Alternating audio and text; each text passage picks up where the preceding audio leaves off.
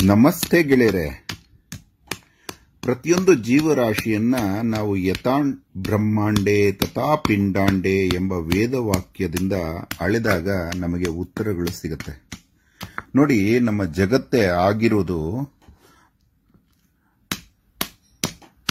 ಸಕ್ಕರೆ ಮತ್ತು ಉಪ್ಪಿನಿಂದ. ಅಂದ್ರೆ ಭೂಮಿಯ ಭಾಗವನ್ನ ಸಕ್ಕರೆ ಅಂತಾರೆ. ಯಾಕಂದ್ರೆ ನೋಡಿ, ಭೂಮಿಯನ್ನ ಹೀರುವ ಪ್ರತಿಯೊಂದು ಗಿಡ ನಮಗೆ ಕೊಡುವುದು ಹಣ್ಣುಗಳನ್ನ. ಅದರಲ್ಲಿ ಸಿಹಿ ಭಾಗ ಹೆಚ್ಚಾಗಿರುತ್ತೆ. ಮತ್ತೆ ಸಮುದ್ರ ಉಪ್ಪಿನಿಂದ ಕೂಡಿರುತ್ತೆ. ದಕ್ಷಿಣ ಭಾಗ ಉಪ್ಪು, ಉತ್ತರ ಭಾಗ ಬೆಲ್ಲ.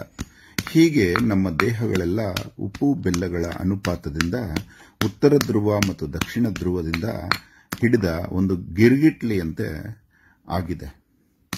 ಈ ಎರಡರ ಅನುಪಾತ ತಪ್ಪಿದಲ್ಲಿ ಪ್ರತಿಯೊಂದು ಜೀವಿಗೂ ಅನಾರೋಗ್ಯ ಉಂಟಾಗುತ್ತೆ. ಇದನ್ನ ತಿಳಿದುಕೊಂಡ್ರೆ ಸಾಕು. ನಮ್ಮ ಮನುಷ್ಯರಿಗೆ ಇವಾಗ ಪ್ರತಿಯೊಬ್ಬರಿಗೂ ಇಷ್ಟೊಂದು ಆಸ್ಪತ್ರೆಗಳು ಆಗ್ತಾ ಇರೋದು ಹಿಂದಿನ ಕಾಲದಲ್ಲಿ ಇಲ್ಲದೆ ಇರೋದಕ್ಕೆ, ಕಣ್ಣಿನ ಪೊರೆ ಬರೋದ್ರಿಂದ ಹಿಡಿದು ಪ್ರತಿಯೊಂದು ಚರ್ಮದ ವ್ಯಾಧಿಗಳಿಗೂ ಉಪ್ಪು ಬೆಲ್ಲದ ಅನುಪಾತದ ತಪ್ಪಿನಿಂದ ಆಗ್ತಾ ಇದೆ. ಯಾಕೆ ಮೊದಲು ಬೆಲ್ಲ ತಿಂತಾ ಇದ್ದ ಜನಕ್ಕೆ ಕಡಿಮೆ ಸಕ್ಕರೆ ಬರ್ತಿತ್ತು ಕಾಯಿಲೆ, ಈಗ ಸಕ್ಕರೆ ತಿನ್ನುವವರಿಗೆ ಹೆಚ್ಚು ಬರುತ್ತಿದೆ ಅಂದ್ರೆ ಸಕ್ಕರೆಯ ಬಿಳಿಯಾಗಿ ಕಾಣುವ ಒಂದೇ ಉದ್ದೇಶದಿಂದ ಅದೆಷ್ಟೋ ಕೆಮಿಕಲ್ಸ್ ಅನ್ನು ಅದರಲ್ಲಿ ಬಳಸಲಾಗುತ್ತಿದೆ. ಇನ್ನು ಉಪ್ಪಿನಲ್ಲಿ ಅಯೋಡಿನ್ ಇರಬೇಕು ಅಂತ ಜಾಹೀರಾತುಗಳಲ್ಲೇ ಹೇಳಿ ಮಾರ್ತಾ ಇದ್ದಾರೆ. ಉಪ್ಪು ಪ್ರಾಕೃತಿಕವಾಗಿರಬೇಕು. ಸಮುದ್ರ ಜೀವಿಗಳಿಗೆ ಸಮುದ್ರದ ಉಪ್ಪು, ಭೂಮಿಯ ಜೀವಿಗಳಿಗೆ ಭೂಮಿಯ ಉಪ್ಪು.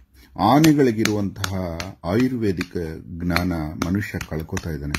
ಆನೆ ಉಪ್ಪು ಎಲ್ಲಿದೆ ಅಂತ ತಿಳಿದು ಅಗೆದು ತಿನ್ನುತ್ತಂತೆ. ಭೂಮಿಯ ಜೀವಿಗಳು ಎಷ್ಟೋ ಸಮುದ್ರದ ದರ್ಶನವೂ ಮಾಡಿರಲ್ಲ, ಆದರೂ ಉಪ್ಪು ತಿನ್ನುತ್ತೆ. ಉಪ್ಪಿಲ್ಲದೆ ಜೀವಿಗಳು ಬದುಕಲಾಗುವುದಿಲ್ಲ. ಹೀಗಿರುವಾಗ ನಾವು ಸಮುದ್ರದ ಉಪ್ಪನ್ನೇ ಬಳಸ್ತೀವಿ. ನಾವು ಭೂಮಿಯ ಜೀವಿಗಳಲ್ವಾ.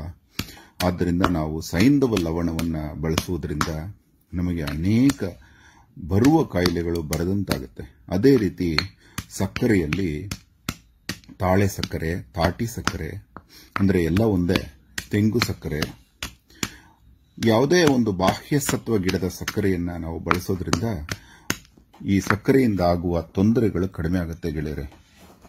ಹಾಗಾಗಿ ಇನ್ನು ಮುಂದೆ ನಾವು ಈ ಕೆಮಿಕಲ್ ಹಾಕಿರುವಂತಹ ಸಕ್ಕರೆಯನ್ನು ಬಳಸದೆ ಈ ತಾಟಿ ಸಕ್ಕರೆಯನ್ನ ಬಳಸುವುದು ಆರಂಭಿಸಿದ ಮೇಲೆ ನೀವೇ ನೋಡುವಂತೆ ನೀವು ವೈದ್ಯರುಗಳ ಹತ್ರ ಹೋಗುವ ಸಂಭವಗಳು ಕಡಿಮೆಯಾಗಿ ದಷ್ಟಪುಷ್ಟವಾಗಿ ಆರೋಗ್ಯಯುತವಾಗಿ ಯಾವುದೇ ಅನಾರೋಗ್ಯ ಇಲ್ಲದಂತೆ ಬದುಕ್ತೀರಿ.